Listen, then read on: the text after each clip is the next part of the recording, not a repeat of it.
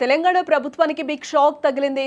తెలంగాణ ఎస్ఎల్పీపై విచారణకు నిరాకరించింది. హైకోర్టులో పెండింగ్లో ఉందంటూ కూడా తిరస్కరణకు గురైంది.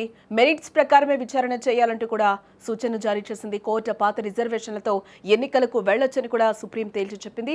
42% 42% రిజర్వేషన్ల అమలుపై సందిగ్ధత నెలకొంది. ఈ బ్రేకింగ్ చూసే ముందు ఒక బిగ్ అప్డేట్ అయితే చూద్దాం.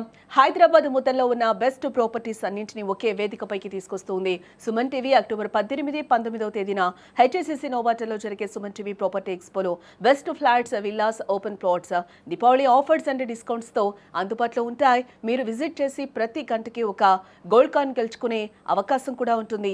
ఫ్యామిలీతో రండి, మీ డ్రీమ్ ప్రాపర్టీని సొంతం చేసుకోండి. ఇక బ్రేకింగ్ న్యూస్ చూస్తే తెలంగాణ రాష్ట్రంలో స్థానిక ఎన్నికల రిజర్వేషన్లకు సంబంధించి సుప్రీంకోర్టు సంచలన నిర్ణయం అయితే తీసుకుంది. బీసీ రిజర్వేషన్లపై తెలంగాణ ప్రభుత్వం దాఖలు చేసిన ఎస్ఎల్పీని సుప్రీంకోర్టు విచారించేందుకైతే నిరాకరించింది. ఏ విషయంలో హైకోర్టులోనే విచారణ కొనసాగించాలని కూడా సర్వోన్నత న్యాయస్థానం అయితే ఆదేశించడం జరిగింది. తెలంగాణ ప్రభుత్వం ఇటీవల స్థానిక సంస్థల ఎన్నికల్లో బీసీలకు 42% రిజర్వేషన్లు కల్పిస్తూ కూడా జీవో 9 జారీ చేయడం జరిగింది. అయితే ఈ జీవో 9పై హైకోర్టు స్టే విధించిన విషయం కూడా తెలిసిందే.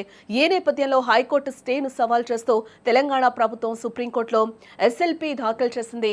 దీనిపై విచారణ చేపట్టేందుకు సర్వోన్నత న్యాయస్థానం అయితే నిరాకరించడం జరిగింది. ఈ అంశం ఇప్పటికే హైకోర్టులో పెండింగ్లో ఉన్నందున తాము విచారణ చేపట్టలేమని కూడా సుప్రీంకోర్టు స్పష్టం చేసింది. ఈ నేపథ్యంలోనే అదే సమయంలో స్థానిక సంస్థల ఎన్నికలు నిర్వహించాల్సిన అవసరం ఉన్న నేపథ్యంలో ప్రభుత్వం కావాలనుకుంటే పాత రిజర్వేషన్లు కల్పిస్తూ కూడా ఎన్నికలకు వెళ్లొచ్చని కూడా సుప్రీంకోర్టు పేర్కొనడం జరిగింది.